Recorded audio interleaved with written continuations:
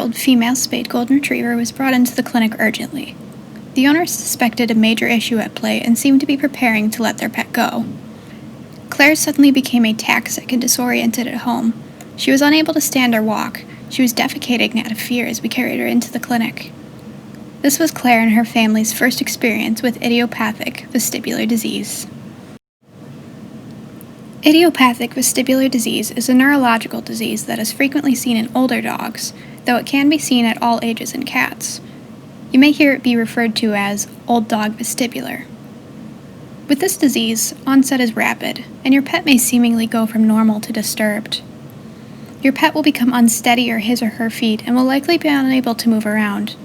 The animal will appear disoriented and potentially even panicked.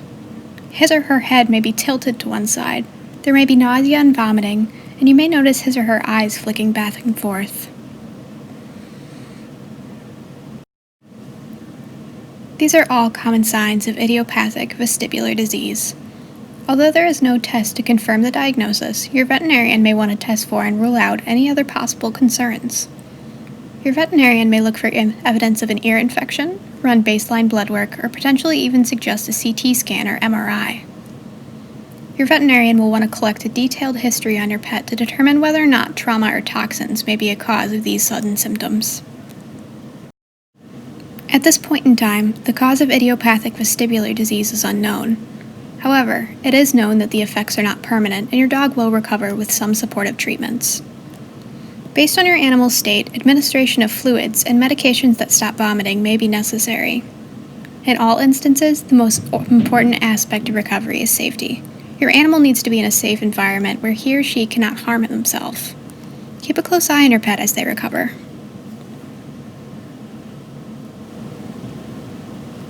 Typically, you'll see some improvement within 72 hours, and full recovery may take about 2 to 3 weeks.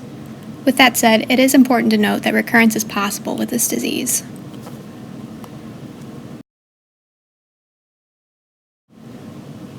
In Claire's case, she was completely back to her old self in just 10 days. During her recovery, her owner set up an X-pen and contained Claire to the living room so she wouldn't get hurt. They laid down puppy pads and bought a mousse shampoo from the clinic to keep her as clean as possible. Just recently, she galloped into the clinic for her annual heartworm test.